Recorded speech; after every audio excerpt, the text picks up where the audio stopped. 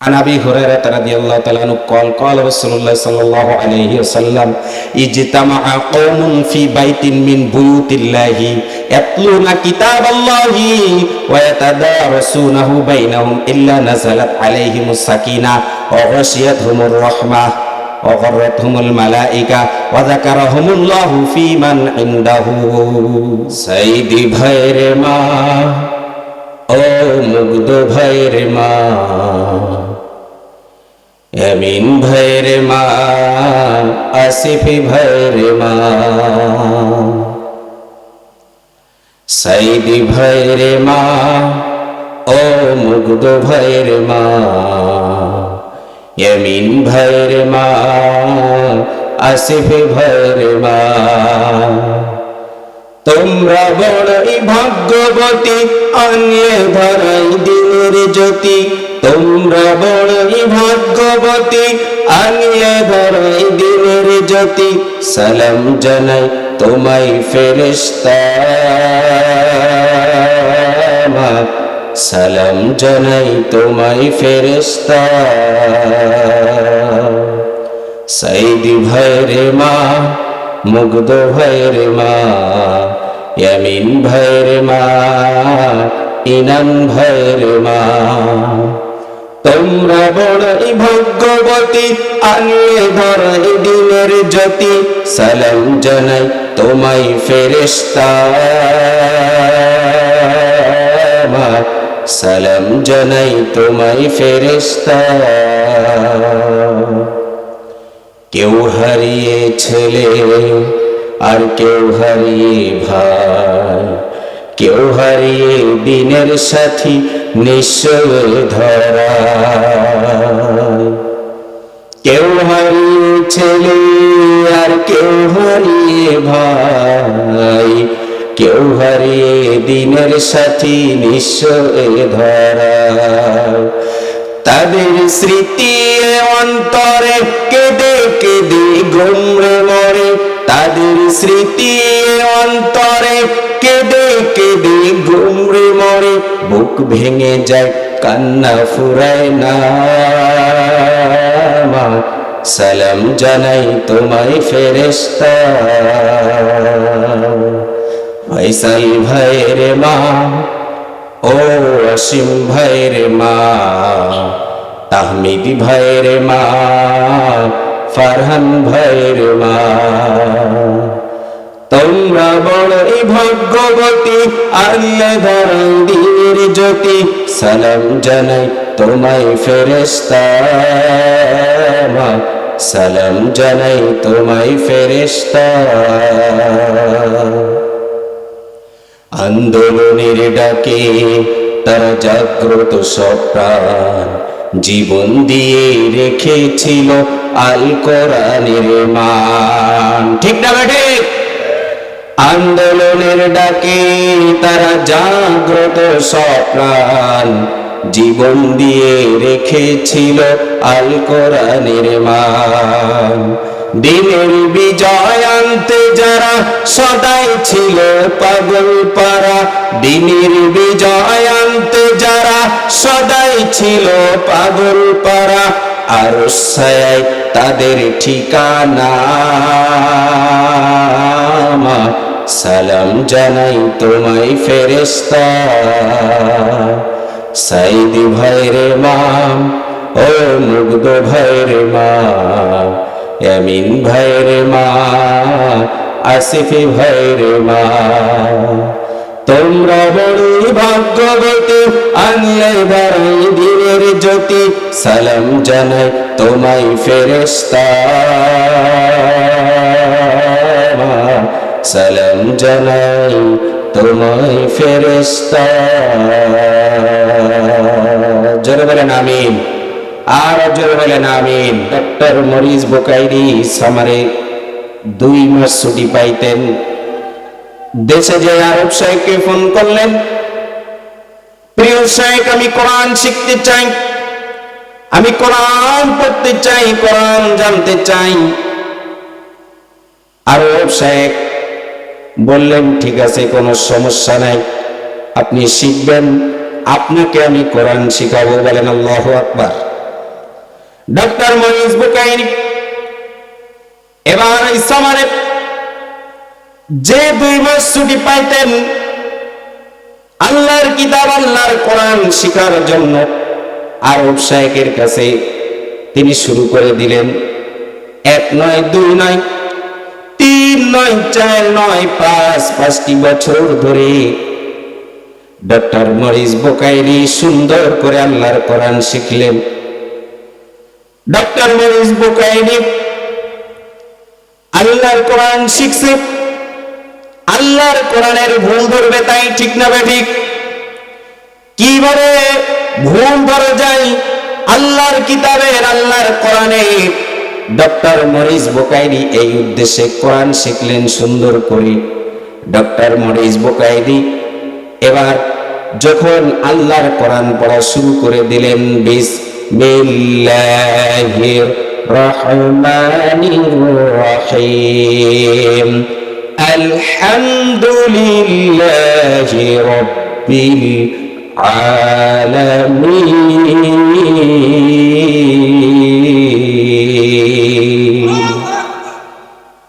যখন doctor Morris বুকাইরি সুন্দর করে এই কিতাব পড়া শুরু করলেন, যতই ভিতরে যায় ততই আশ্চর্য হয়ে যায়। আল্লাহু আকবার বলেন।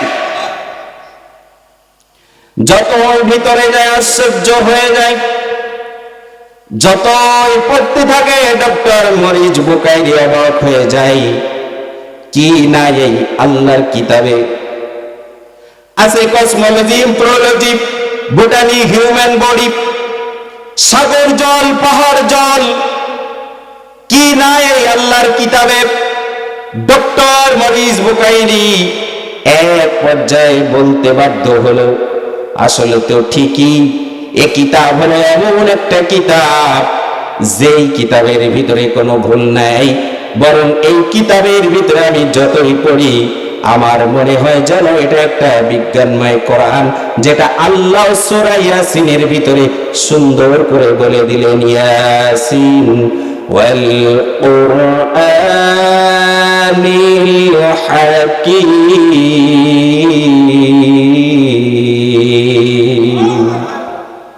ইয়াসিন ওয়াল কুরআনিল হাকীম, এই কোরআন একটা বিজ্ঞানময় কোরআন। আল্লাহু আকবার।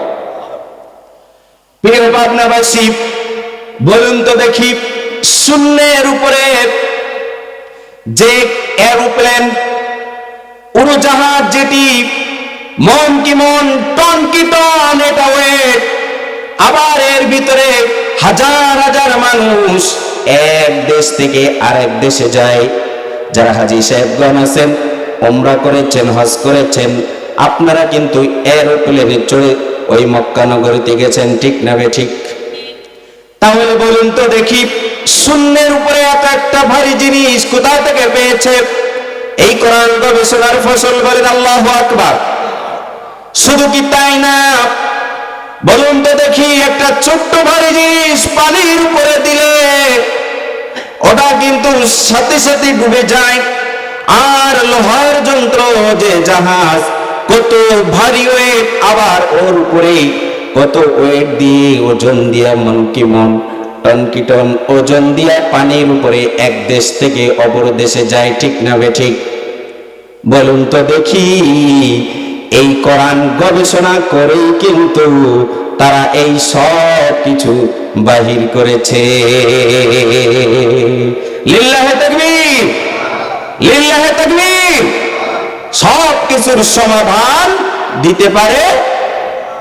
সমাধান চাও যদি জীবনে মরণে, ফিরে যাও খুঁজে নাও, চোখ রাখো কোরআনে। সমাধান চাও যদি জীবনে মরণে, ফিরে যাও খুঁজে নাও, চোখ রাখো কোরআনে। তবেই পাবে সুখ শান্তির ঠিকানা, তবেই পাবে সুখ শান্তির ঠিকানা, মেনে যদি নাও তুমি মনে প্রাণে। সমাধান, ও সমাধান, সমাধান চাও যদি জীবনে মরণে, ফিরে যাও খুঁজে নাও, চোখ রাখো কোরআনে। লিল্লাহে তাকবীর। তাহলে আপনাকে আমাকে যেই কিতাব, আশ্চর্যকর কিতাব, এই কিতাবের মহত্ব বড়ত্ব কম না বেশি? যারা বলেন কম না বেশি? যার মর্যাদা লিখে শেষ করা যাবে না। যাবে কি? আল্লাহ রাব্বুল আলামিন নিজেই বলছেন, قل لو كان البحر مدادا لكلمات ربي لنفد البحر قبل أن تنفد كلمات ربي ولو جئنا بمثله مددا।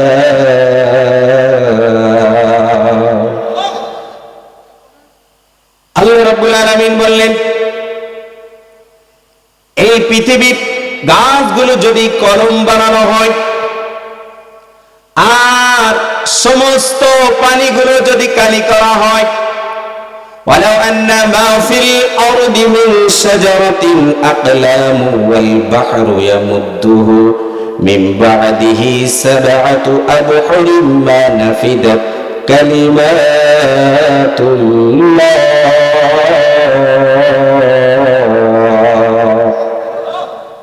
যদি এই পানিগুলো যদি কালি বানানো হয়, এর সাথে 7 সমুদ্র তারও বেশি যদি কালি বানানো হয়, আর আল্লাহর কোরআনের মর্যাদা মহত্ব বড়ত্ব যদি লেখা শুরু হয়ে যায়, সব পানিগুলো ফুরিয়ে যাবে, কিন্তু আল্লাহর কিতাবের কোরআনের মহিমা লেখা কোনোদিন শেষ হবে না।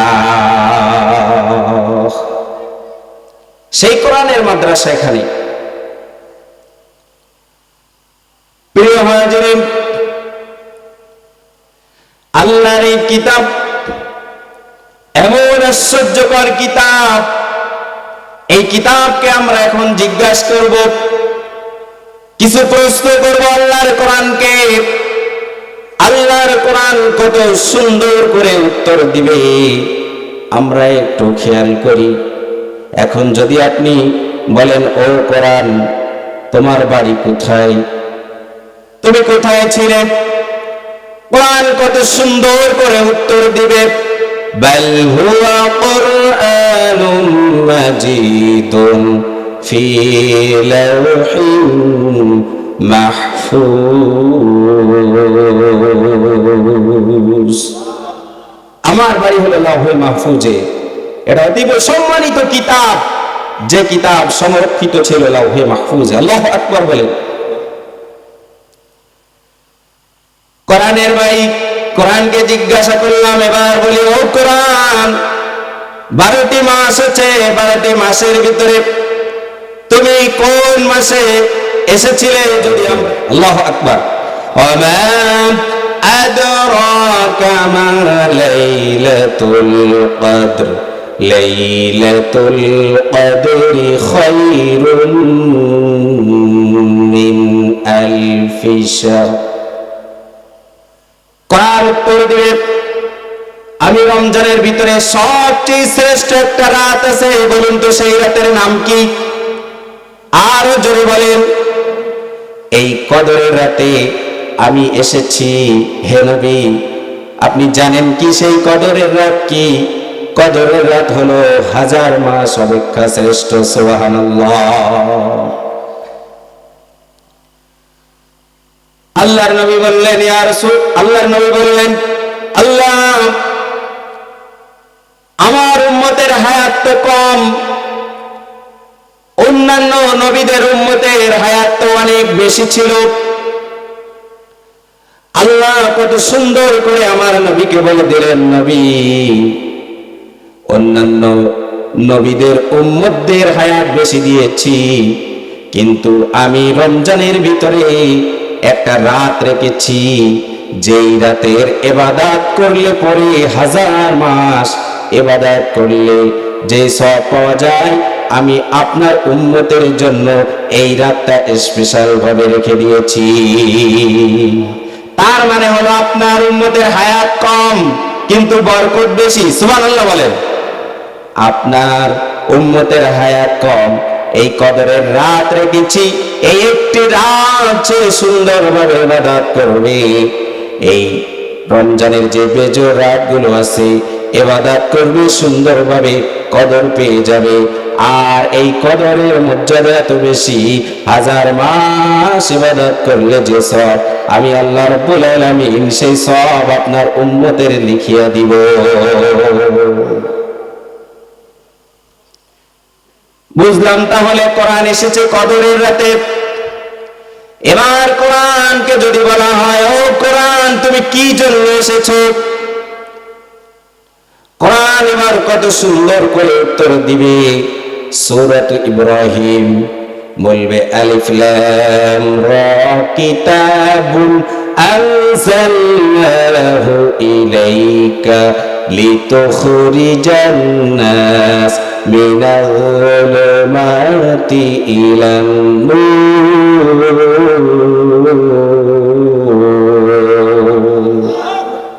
কিতাবুন আনজালনাহু, হে নবী আমি আপনার উপরে কিতাব নাজিল করেছি, লিতুখরিজান নাস মিনাজ যুলুমাতি ইলান নূর, মানুষকে অন্ধকার থেকে আলোর পথে নিয়ে আসার জন্য। সুবহানাল্লাহ।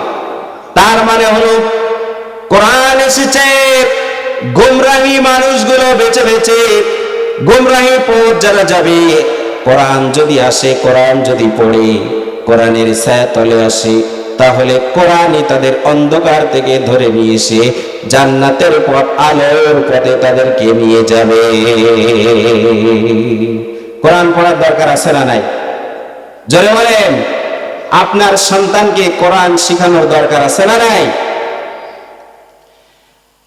কোরআন যদি তেলাওয়াত করা হয় প্রতি হরফে হরফে 10 নাকি? সুবহানাল্লাহ বলেন। একটা হরফ পড়বে, আলিফ বলবে 10 নেকি, লাম বলবে 10 নেকি, মিম বলবে 10 নেকি। কেউ যদি সুন্দরভাবে তেলাওয়াত করে আলিফ লাম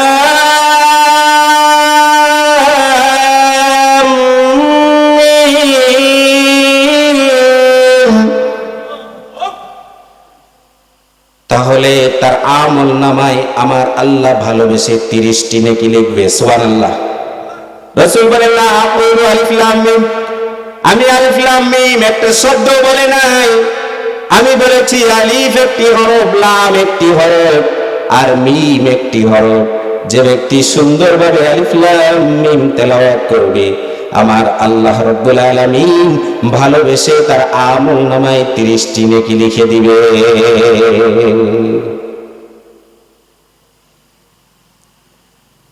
প্রিয় আপনার তাওহীদি জনতা, এখন যদি আপনাদেরকে প্রশ্ন করা হয় কয়জন আপনারা কোরআন পড়তে জানেন,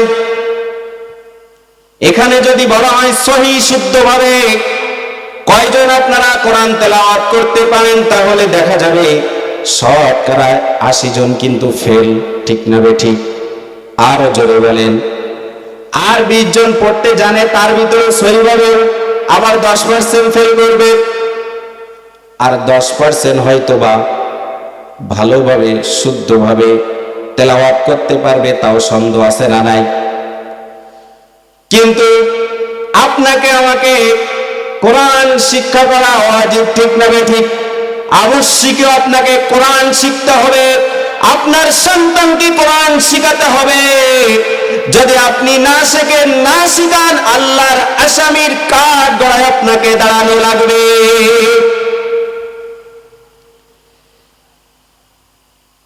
কেননা আল্লাহর কোরআন, এবার কোরআনকে জিজ্ঞাসা করা হবে।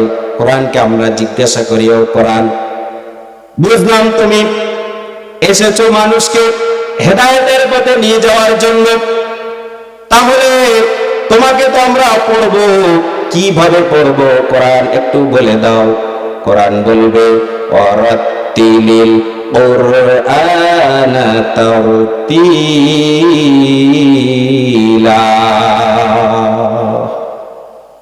তারতিলের সহিত সুন্দরভাবে তাসবিহ সহকারে তেলাওয়াত করতে হবে। যত মধু, যত আবেগ, যত ভালোবাসা, সুন্দরভাবে কোরআন তেলাওয়াত। এটা কার নির্দেশ? আল্লাহর নির্দেশ, রাসূলের নির্দেশ। সুবহানাল্লাহ বলেন। কুল্লা নুমিদ্দু মাদ্দান নবী আমার বলেন, কোরআন তোমরা তেলাওয়াত করবে টেনে টেনে। আলহামদুলিল্লাহি রাব্বিল আলামিন আর রহমানির রহিম মালিকি ইয়াউমিদ্দিন ইয়্যাকা না'বুদু ওয়া ইয়্যাকা নাস্তাঈন। এভাবে তেলাওয়াত করতে হবে, ঠিক না ঠিক? কিন্তু দেখা যায় আমাদের দেশে অনেক জায়গায় রমজান মাস আসলে 3G 4G না 5G তে তেলাওয়াত করে, ঠিক না ঠিক? পিছনে যে কি পড়ছে, পিছন থেকে যারা মুসল্লি তারা বলে হুজুর কি পড়ে। আবার আমরা এরকম অনেক মুসল্লি আছি যারা বলি যত তাড়াতাড়ি হয় তত আমাদের ভালো, ঠিক না ঠিক? হাফেজ সাহেব কিন্তু অনেক সময় বিপদে পড়ে যায়, হুজুর আজকে কিন্তু 5 মিনিট লেট, আমরা তো তারাবি পড়াই, কোরআন পড়ি, কিন্তু এমন এক শ্রেণীর মুসল্লি আছে হুজুর সারাদিন হাড় খাড়া পরিশ্রম করে দেখা যায় আপনি এই লম্বা করে কেরাত পড়েন, আমরা তো পড়তে পারবো। এখন কিন্তু চতুর্দিক থেকে ফেরেশতারা আমাদেরকে ঘিরে রাখছে।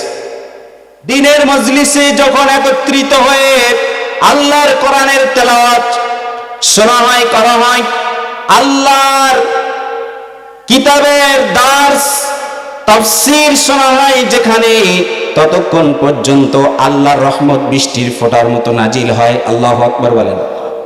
বৃষ্টির ফোঁটার মতো নাজিল হয়, চতুর্দিকে ফেরেশতারা বেষ্টন করে আছে, আর আপনারা আমার জন্য দোয়া করতেছেন, রহমতের দোয়া করতেছেন। যতক্ষণ পর্যন্ত আপনি আমি এখানেই থাকব, ততক্ষণ পর্যন্ত আপনার আমার উপরে আল্লাহর রহমত নাজিল হতে থাকবে। কাল কিয়ামতের ময়দানে একটা নেকির জন্য আমরা পাগল পারা হয়ে যাব, ঠিক না ঠিক? আপনার গর্ভধারিণীর মায়ের কাছে যাবেন, মাগো 10 মাস 10 দিন গর্ভে ধরেছো, একটা নেকি আমাকে দাও। মা বলবে না, আল্লাহ কোরআনের কথা, আজকে একটা নেকি দিলে আমার পাল্লা যদি হালকা হয়ে যায়। পিতার কাছে যাবেন, পিতা বলবে না আমি দিতে পারবো না, বলবেন বাবা গো মাথার ঘাম পায়ে ফেলে আমাকে লালন পালন করেছো গো বাবা, দয়া করে মায়া করে আমাকে একটা নেকি দাও বাবা, এই একটা নেকির জন্য আমি জান্নাতে যেতে পারি না, একটা নেকি আমাকে দাও। বাবাও আপনাকে দিবে না, দিবে নাকি?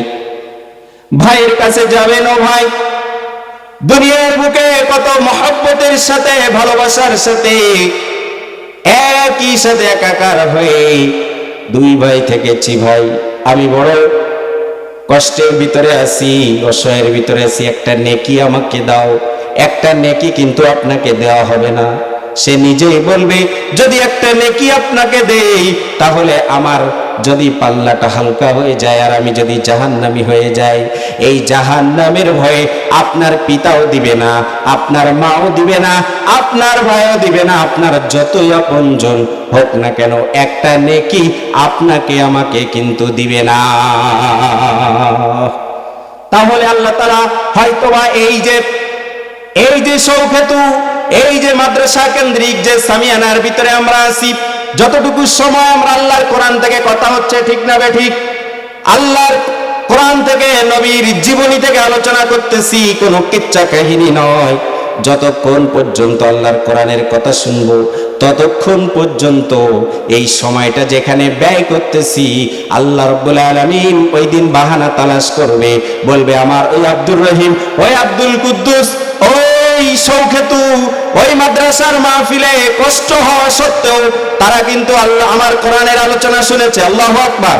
এই কোরআনটা হয়তোবা আপনার পক্ষের দলিল নাইলে বিপক্ষের দলিল। কোরআন যদি আপনার সাক্ষী হয়ে যায়, কোরআন যদি আপনার সহচর হয়ে যায়, সাথী হয়ে যায়, শৌখেতু পাড়ার এই মাহফিলে এটার কারণে যদি এই কোরআন আপনার পক্ষে চলে আসে, সাক্ষী দেয়, বলুন তো দেখি জান্নাত আপনার আমার জন্য কেউ ধরে রাখতে পারবে নাকি?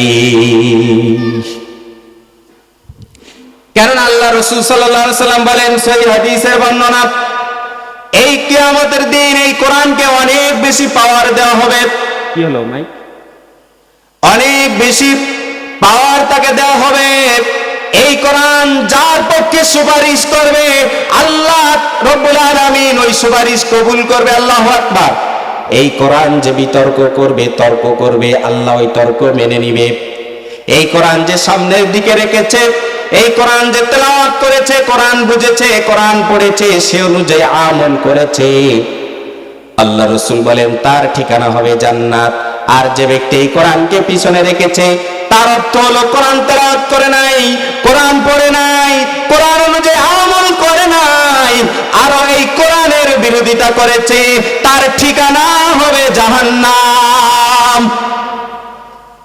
আপনারা কেউ জাহান্নামে যেতে চান নাকি?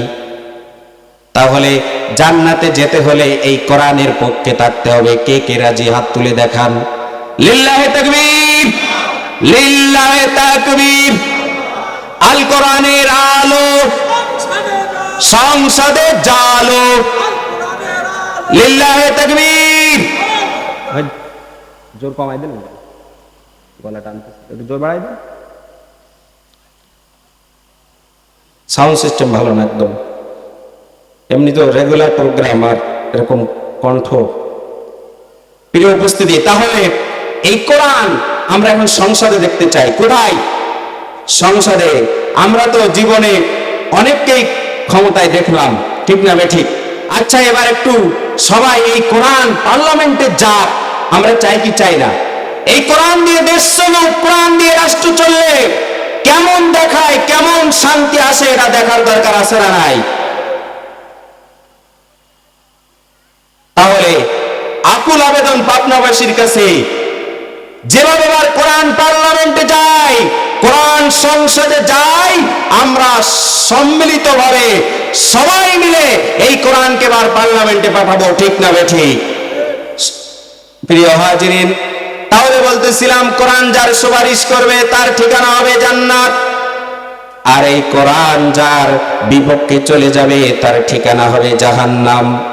আমরা কেউ কিন্তু জাহান্নামে যেতে চাই না। মনে আছে এই ঘটনার দিকে আল্লাহ রাসূল সাল্লাল্লাহু আলাইহি সাল্লাম এবার ওই স্বপ্নের ব্যাখ্যা দিতেছেন। স্বপ্নের ব্যাখ্যা বলতেছেন, সাহাবীরা, আমি চলতে লাগলাম, কিছু দূর যাওয়ার পরে দেখি এক ব্যক্তি কাঠ হয়ে শোয়া আছে, তার মাথার কাছে একজন ব্যক্তি দাঁড়ানো, তার হাতে একটা পাথর। কি বলেন? পাথর। এই পাথর দিয়া তার মাথায় কিন্তু আঘাত করতেছে। আঘাত করার সাথে সাথে ফিনকি দিয়া রক্ত বাহির হচ্ছে, মাথা ফেটে চৌচির হয়ে যাচ্ছে, পাথরটা অনেক দূরে চলে যাচ্ছে। ওই ব্যক্তি আবার ওই পাথরটা নিয়ে আসতেছে। ওই পাথরটা নিয়ে আসতে না যতটুকু সময় লাগতেছে, তার ভিতরে তার মাথাটা আবার ভালো হয়ে যাচ্ছে, আবার তার মাথায় আঘাত করছে, আবার ওই রকমই হচ্ছে। এরকম বারবার বারবার হচ্ছে। আমি জিজ্ঞাসা করলাম ওই দুইজন ফেরেশতাকে অপরাধ কি? বলা হলো এর অপরাধ হলো, ইয়া রাসূলুল্লাহ, ইয়া হাবিবাল্লাহ, এই ব্যক্তি কোরআন পড়ে কোরআন ভুলে গিয়েছে। আর দুই নম্বর, এই ব্যক্তি ঘুমের ভিতরে, অলসতার ভিতরে কাটিয়ে দিত, নামাজের প্রতি কোনো ভ্রুক্ষেপ ছিল না। দুইটি অপরাধ। এক নম্বর হলো কোরআন শিখেছে কিন্তু ঠিক মতো তেলাওয়াত করতো না, চর্চা করতো না। আর দুই নম্বর হলো ফরজ নামাজ ঘুমের অলসতার ভিতরে গাফেল ভাবে কাটিয়ে দিত, কিন্তু নামাজ পাঁচ ওয়াক্ত নামাজ ঠিকঠাক পড়তো না। এই দুইটা অপরাধের কারণে আজকে তার এই শাস্তি। আল্লাহু আকবার বলেন। আমরা অনেকে আছি, আগে কোরআন পড়তে পারতাম, এখন পারি না, এরকম ব্যক্তি আছে না? শাস্তি দেখছেন কত কঠিন, কত ভয়াবহ। যে কোনো জিনিস চর্চা না করলে কিন্তু চালু থাকে না, থাকে ইয়াদ থাকে না। আপনাদের দিকে দাও বলে, দা, খুন্তি, কাঁচি, কোদাল, এগুলো বলে না? আচ্ছা বলুন তো দেখি, অনেক দিন যদি আপনি ফেলায় রাখেন, ওই জিনিসটা কি ভালো থাকে? মরিচিকা পড়ে না? মরিচিকা পড়ে। ঠিক তদ্রুপ আপনি আল্লাহর কোরআন যতটুকু জানেন, শিখছেন, যদি আপনি প্রতিদিন কোরআন তেলাওয়াত না করেন, তাহলে ওইটা কি থাকবে? ওর চর্চার দরকার আছে না? ইয়াদ থাকবে? দেখবেন অনেক এলাকায় দেখা যায় যে কোরআন হেফজ করছে কিন্তু ইয়াদ নাই, চর্চা নাই, তেলাওয়াত ঠিকঠাক করে না, যার কারণে কিন্তু ইয়াদ রাখতে পারে না। এজন্য কোরআন পড়ে ভুলে গেলে এর মতো শাস্তি কিন্তু আর নাই, আছে? তাহলে কোরআন বেশি বেশি পড়তে হবে। আপনার এলাকায় আমার রবিউল ভাই কত সুন্দর প্রতিষ্ঠান করেছেন, মাদ্রাসা করেছেন। ভাইয়ের এই প্রতিষ্ঠানে আপনাদের বাচ্চাগুলোকে দিবেন তো। আপনার দুইটা সন্তান, একটা বাচ্চাকে হলেও আপনি কোরআনের দ্বীনের শিক্ষা দিবেন। যার ভিতরে দ্বীনের জ্ঞান আছে, যার ভিতরে কোরআনের জ্ঞান আছে, সে কোনোদিন অন্তত পিতামাতাকে বুড়ো বয়সে কষ্ট দিতে পারে না। ঠিক না ঠিক? দেখেন করোনাকালীন সময় আপনারা অনেকে দেখছেন সোশ্যাল মিডিয়াতে যে ঢাকার বিভিন্ন জায়গায় কিন্তু বুড়ি অনেক বয়স হয়ে গিয়েছে, মুরব্বী হয়ে গিয়েছে, তাদের কিন্তু করোনা হয়েছে, রেখে আসছে। কিন্তু মস্ত বড় অফিসার, ইঞ্জিনিয়ার, কিন্তু হয়ে কি হবে? কোরআনের জ্ঞান তো কিঞ্চিত নাই। আপনার বাচ্চাকে যদি আপনি কোরআন শিখান, আপনার মৃত্যুর অন্তিম মুহূর্তে আপনার পাশে বসে সূরা ইয়াসিন তেলাওয়াত করবে, ইয়াসিন ওয়াল কুরআনিল হাকীম।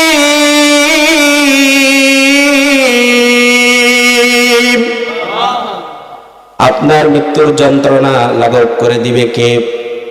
মৃত্যুর যন্ত্রণা যদিও হয়, মুমূর্ষ ব্যক্তির পাশে বসে যখন সূরা ইয়াসিন তেলাওয়াত করা হয়, আল্লাহ রাব্বুল আলামিন মৃত্যুর যে যন্ত্রণাটা ওটা লাঘব করে দেয়। শুধু কি তাই? আপনার সন্তান কোরআন শিক্ষা করবে, আপনার সন্তান প্রতিদিন ফজরের নামাজ পড়ে কোরআন তেলাওয়াত করবে, আপনার কবরের পাশে যাবে, আপনার কবরটা জিয়ারত করবে, আর আল্লাহর কাছে দোয়া করবে, রব্বিরহামহুমা কামা রাব্বায়ানি সগীরা। আল্লাহ, ছোট্টবেলায় আমার বাবা কত কষ্ট করে আমাকে লালন পালন করেছে, মাথার ঘাম পায়ে ফেলেছে, নিজে না খেয়ে আমাকে আল্লাহ কোরআন শিখিয়েছে, আমাকে আলেম বানিয়েছে, হাফেজে কোরআন বানিয়েছে, আমাকে এত বড় করেছে, দ্বীনের জ্ঞান শিক্ষা দিয়েছে। আল্লাহ ছোট্টবেলায় যদি স্নেহ মায়া মমতা ভালোবাসা দিয়া আমার বাবা আমাকে লালন পালন করেছিল, আল্লাহ দয়া করে জান্নাতের ভিতরে তোমার রহমতের ডানা দিয়ে আমার বাবাকে রেখে দাও। আল্লাহু আকবার। মায়ের জন্য দোয়া হবে। 10 মাস 10 দিন মা আমাকে গর্ভে ধারণ করেছে।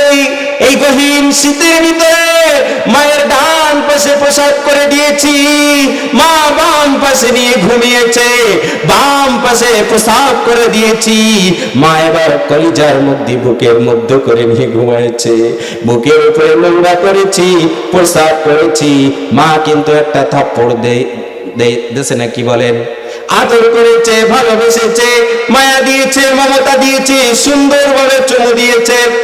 আমার কলিজার টুকরা আমার ডান পাশে বাম পাশে বুকের উপরে নোংরা করেছে, মা ওই শীতের ভিতরে উঠে সব কিছু পরিষ্কার করে আবার 2 গালে চুমা দিয়া সুন্দর করে তেলাওয়াত শোনায়া শোনায়া ঘুম পাড়ায়া দিছে। রব্বুল আলামিন আমার সেই মা চলে গেছে, আমার মা আমার বাবা আমাকে দ্বীনের ইলম শিক্ষা দিয়েছে, দ্বীন শিক্ষা দিয়েছে, কোরআনের হাফেজ বানিয়েছে, আলেম বানিয়েছে। আল্লাহ দয়া করে তোমার কাছে ফরিয়াদ করি, যে কষ্ট করে আমার বাবা মা আমাকে এত দূর পর্যন্ত নিয়ে আসলো, আমাকে মানুষের মতো মানুষ করলো, কোরআনের কিছু জ্ঞান আমাদেরকে শেখানোর চেষ্টা করলো, দয়া করে জান্নাতের ভিতরে আমার মাকে তুমি তেমনি ভাবে লালন পালন করো। পিতামাতা হলো আপনার আমার জান্নাত এবং জাহান্নাম, ঠিক কিনা? হুমা জান্নাতুকা ওয়া নারুকা। যদি আপনি পিতামাতার খেদমত করেন আপনার জন্য জান্নাত বাজে, ঠিক না বেঠিক? আর আপনি যদি পিতামাতার খেদমত না করেন, তাদের মুখ থেকে যদি ফালা তাকুল্লাহুমা উফ, যদি আহ উফ শব্দটি বের হয়ে যায় একবার, দুনিয়া আখিরাত উভয় জগতই আপনার কিন্তু বরবাদ হয়ে যাবে। কেননা আল্লাহ বললেন, ওয়াকাদা রাব্বুকা আল্লা তা'বুদু ইল্লা ইয়্যাহু ওয়া বিল ওয়ালিদাইনি ইহসানা।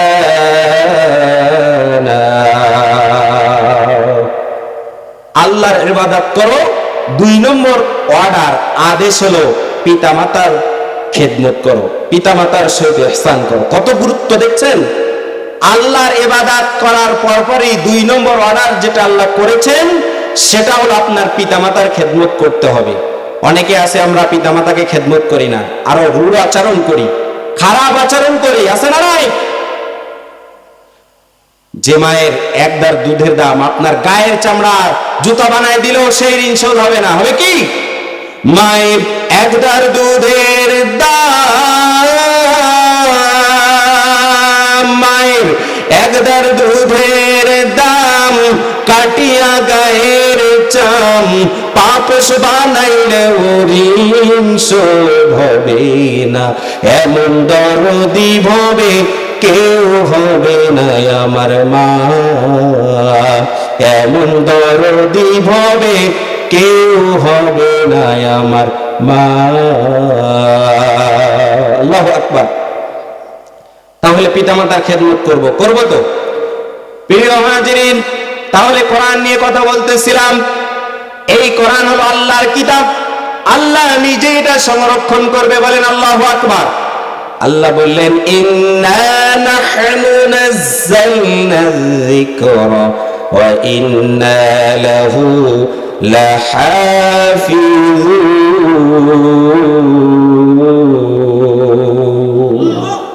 নিশ্চয় আমি আল্লাহ এই কোরআন নাজিল করেছি, অবতীর্ণ করেছি, আর এই কোরআন সংরক্ষণ করার দায়িত্ব আমি নিজের। সুবহানাল্লাহ। প্রিয় হাজিরিন, এই কোরআন সংরক্ষণ করবে মহান রব নিজেই দায়িত্ব নিয়েছেন।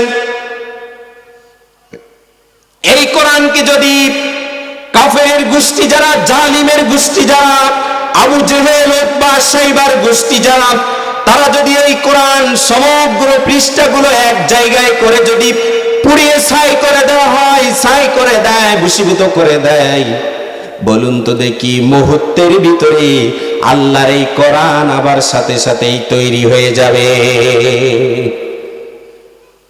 হাফেজ তাকরিম, নাজমুস সাকিব, আবু রায়হান, এরকম জুবায়ের আহমেদ তাশরিফ সহ এরকম বিখ্যাত 10 জন হাফেজকে যদি একত্রিত করা হয়, 3 দিনও লাগবে না, 1 দিনও লাগবে না এরকম একটা কোরআন প্রিন্ট করতে। বলেন আল্লাহু আকবার।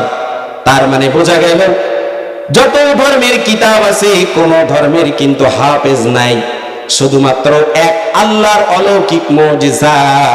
আল্লাহ রাব্বুল আলামিন এই কোরআনকে অজস্র হাফেজে কোরআনের সিনার ভিতরে লিপিবদ্ধ করে রেখেছেন। যদি আবু জেহেল উতবা শাইবা কাফের মুশরিকরা যদি এই কোরআনকে পুড়িয়ে ছাই করে দেয়, মুহূর্তের ভিতরে এরকম জীবন্ত কম্পিউটার কোরআন আবার তৈরি হয়ে যাবে। একজন হাফেজে কোরআন যে হবে, কাল কিয়ামতের ময়দানে তার পিতামাতাকে নূরের তাজ পরানো হবে, মুকুট পরানো হবে। সুবহানাল্লাহ বলেন। শুধু তাই নয়, যে নিজে আমলকারী তার এমন এক জোড়া পোশাক পরানো হবে, এই দুনিয়া, গোটা দুনিয়ার ভিতরে যা কিছু আছে, যত সম্পদ আছে, ওই এক জোড়া পোশাকের সমান হবে না। হাফেজে কোরআনের পিতামাতার যে তাজ, নূরের মুকুট, এটা দেখে সবাই আশ্চর্যান্বিত হয়ে যাবে, অবাক হয়ে যাবে। এরা কারা? আল্লাহ তাআলা এদের এত বেশি সম্মান কেন দিলেন? সবাই একে অপরের বলাবলি করতে থাকবে, কিন্তু বলা হবে তারা কষ্ট করে তাদের সন্তানকে হাফেজে কোরআন বানিয়েছে। সুতরাং কাল কিয়ামতের ময়দানে তাদের পিতামাতার তাদের সই মর্যাদা দেওয়া হবে। শুধু কি তাই না? وعن عبد الله بن عمرو قال رسول الله صلى الله عليه وسلم يقال لصاحب القرآن اقرأ وارتقي ورتل كما كنت ترتل في الدنيا فإن منزلك عند آخر آية تقرأها। বলা হবে তুমি দুনিয়ার জীবনে যেমনি ভাবে সুন্দর করে তার তিলের সহিত তুমি তেলাওয়াত করতে, আজকের এই কিয়ামতের ময়দানে, এই হাসরের মাঠে তোমাকে একটা স্পেশাল পাওয়ার দেওয়া হবে।